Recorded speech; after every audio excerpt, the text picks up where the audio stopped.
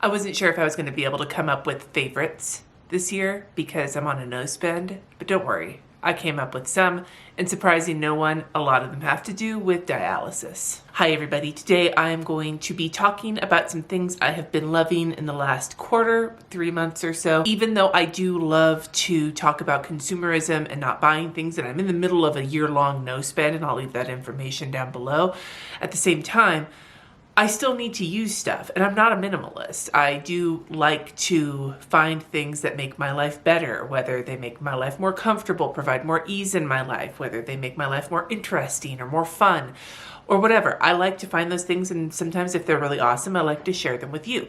So that's what I'm gonna do today. I've got these kind of loosely categorized, and we're gonna kick it off with some dialysis shit. And the reason for that is that I just started doing at-home dialysis. We began our training on January 9th, so the very beginning of the year, and we brought it home in February, and now we've been doing it at home for 2 months. And while it is still a process, there have definitely been some items that have made our lives better. So if you're ever in a position to do at-home dialysis, whether for you or for a loved one, I figured this might give you some helpfulness. And I know some of you are just interested. So let's talk about those first. First and foremost is my recliner. It's not the greatest recliner in the world. We spent like, I think $400 on it, maybe a little bit more. It's a power recliner. We got it from American Furniture Warehouse. It has the feature we needed for dialysis, which is that I can go flat so that if my blood pressure drops, we can kick it back and have the blood going back to my heart. It is leather, so if I bleed on it, we can wipe it off easily. And the color is pretty for our room, but the biggest reason I like it actually is just that it's way more comfortable than a dialysis chair. We could have gotten a dialysis chair from the center and had Medicare pay for it, but I swear to God, my ass felt like it wanted to just pick up and take off to a new time zone after sitting in that chair for 4 hours. And knowing that I have to do this 5 days a week, they recommended I get a comfortable chair. This is a comfortable chair. It's also nice to have the automatic recline and like the power recline and decline? I don't know, whatever. It's nice to have that because it moves nice and slow. One of the other things I noticed with the dialysis chair was that when you would pop out the feet, it would kind of be abrupt. And when you got a bunch of needles in your arms, abrupt anything kind of sucks. So love the recliner. Great purchase. To go with the recliner is my lap desk. Now, again, this is not anything special. It's the same as any lap desk you can get anywhere. I think I got this one from Staples or something. It's just a gray lap desk with, you know, a spot to stick your phone, a spot to like keep your laptop or whatever from slipping. I use this to both use my iPad and to like work on my weekly reflections when I'm sitting in the dialysis chair. Again, not something super like mind-boggling when it comes to the brand or whatever. It's just an inexpensive lap desk, but I have now found myself going to get it and using it when I'm on the couch or using it when I'm in my bed. I am now completely on board with the lap desk lifestyle. Speaking of my iPad, I do get some work done when I'm sitting on dialysis. I watch some shows. We'll talk more about that later. I, try and get some things done. But to be real, a lot of what I do also is play Plants vs. Zombies, both 1 and 2. I've had them on my iPad for years because I've always loved them, but I hadn't played them because I finished them. Well, I'm replaying them again because it gives me something to do on dialysis with one hand. The reason it's great is because I can poke at it, as opposed to having to hold I'll play Candy Crush, but even that with one hand, playing and scrolling, I'm not very coordinated. I'm one of those people who texts like this, like a grandma. And so when it comes to actually playing Plants vs. Zombie, all I have to do is poke with one hand, and it works really well. It's hard to play things that require 2 hands. I had thought about buying a laptop or having like trying to get a laptop instead of an iPad, but I realized I can't edit videos with one hand, so I might as well just use my magic keyboard and type with one hand if I have to. But for games, if you have any games that you think could be fun that I can easily play with poking with one hand, let me know in the comments below because I'm just about done for my second playthrough of Plants vs. Zombies 2. And I'll also add, one of the reasons I love those games is because the art style, especially the little garlic, just makes me so happy. And then the last dialysis item is very specific for me for dialysis, but again, this is something that now that I know what it is, I can't go back. So when I do dialysis, needle talk incoming, put the needles in my arms, 2 spots, right? 2 different, and going in, going out, right? When it's done, because it's direct to this gigantic blood vessel that pushes blood really fast, you have to really put pressure on for a good 10 minutes on each access. Post decannulating, which is when they take the needles out, so that you're not bleeding everywhere. Trust me, I have bled everywhere. But what they do in the hospital and what they give us as part of our like stuff that we pick up every month is you take a big gauze and you fold it into a gigantic mound of gauze. And you take a small gauze, you fold that into another mound of gauze. And you put them together, you put that on your arm, you hold the pressure, and then you use a million pieces of tape to tape it down. The problem for me is you have to leave it on for 4 hours after the fact. And it's this big chunk on your arm from the 2 different accesses. It gets itchy from the tape, and I'm sensitive to the adhesive in the tape, so I start getting really rashy for leaving the tape on for 4 hours. I did not like it. We discovered Sure-Seal bandages. They look like a regular Band-Aid, but the little pad that you put on top of the wound is made from cellulose, and when you get liquid on it, it expands and applies pressure. So with Sure-Seal bandages, we just put Jesse just pops the Band-Aid on for me. I hold the pressure on and for the 10 minutes or whatever. And then when I take my finger off and we pull the tabs, I only leave those on for 2 hours. And it's just 2 Band-Aids on my arm as opposed to a whole bunch of like gauze and tape. It's so much less adhesive. It's less time. It's less uncomfortable.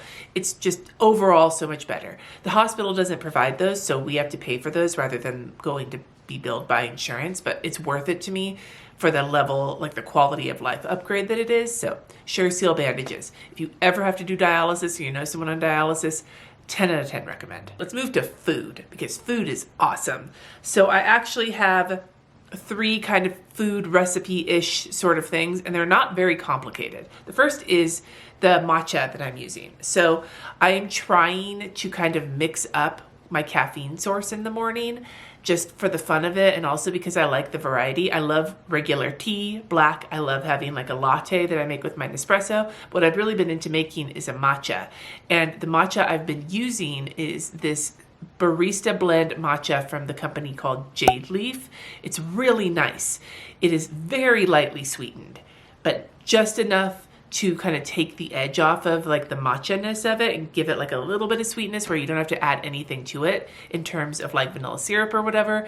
It's very easy to make. I just take a little scoop of it and I pop it into my matcha bowl, add a little bit of hot water, not boiling, just hot, stir it up, and then I steam some oat milk in my little frother and I pop that in and I have a little matcha latte, and it's very delightful. I have had like ceremonial grade matcha, and currently it's just a little grassy for my taste. So having the slightly sweetened blend that's still really delicious is high on my list. So if you are into making a matcha, but you don't really want to do like pure matcha, you want to do something that's like one step removed from that, this stuff is awesome. It is pricey, but thus far I haven't even made a dent in the jar that I bought. So secondly is kind of the smoothie recipe I've been doing. In the mornings, I still am a little nauseated, but I want something in my stomach because if I'm on dialysis for 4 hours, I start to get really hangry. More on that in a minute. Going into it with a little something in my stomach is really helpful, and if I can incorporate some greens, maybe some berries into it, that makes it even better. And so what I've been doing is making smoothies. So I'll give you my recipe right now because it's very easy for me. This is to my taste, and what I wind up doing is we have like a bullet, like, I don't know, one of the like $30 blenders from Target with the big cup. I make the big cup and then I split it into 2 smaller sized jars with straws that Jess and I both will split it because I can't drink the whole thing. My stomach doesn't take that much food since my kidneys press on it. So what do? Well, first and foremost, I ahead of time will freeze kind of the base mixture of it to make things faster in the morning. So I have these just reusable Ziploc bags I got from Target because they're cheaper than the stasher bags. They're also a little bit more of a pain in the ass than the stasher bags, but whatever.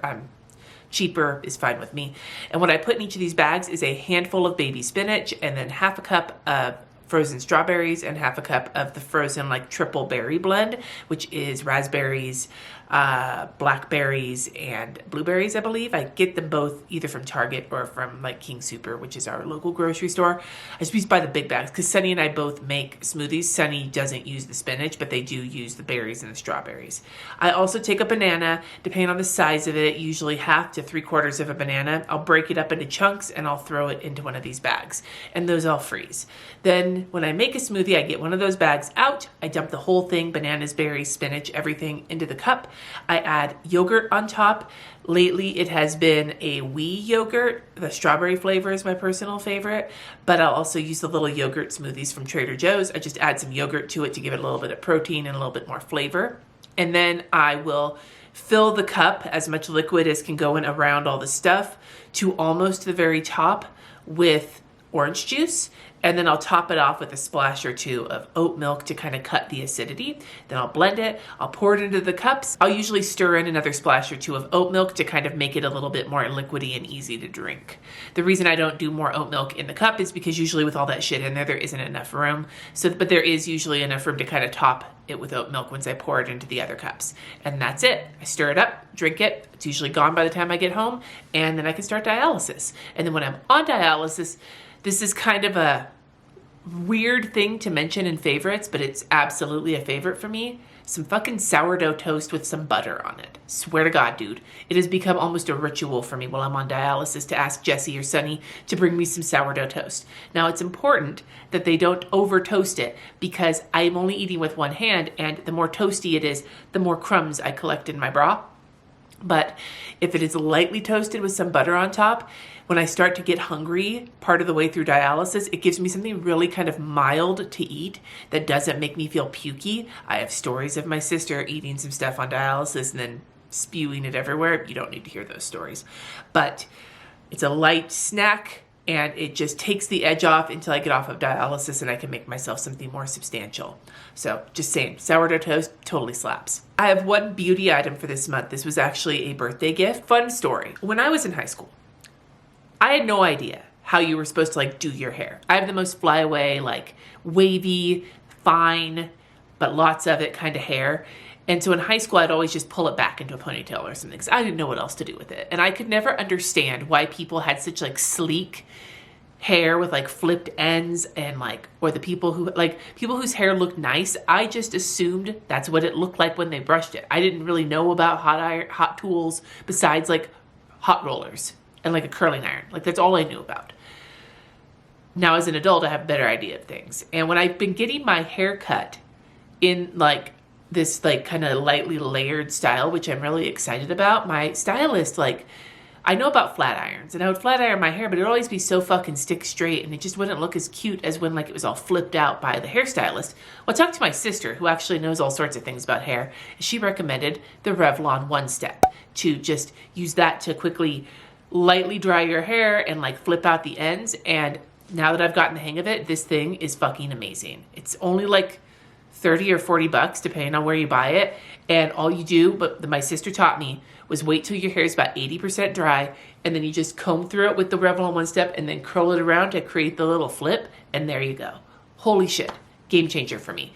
As somebody who has always sworn I would never blow dry my hair because it makes my shoulders hurt, suddenly I'm blow drying my hair. And I'm like, yeah. Now I do also love it when my hair is curly, but I am really kind of on the blown out kind of look right now. I will probably go back to curly on a regular basis in a while, but in the drier winter weather, for some reason, this kind of style really works for me. So I'm very happy with it. I've got 2 shows on my list. One of them just wrapped up for the season. The other one is, I'm only into the first episode of the new season, but the last season was outstanding. So the first one is The Last of Us.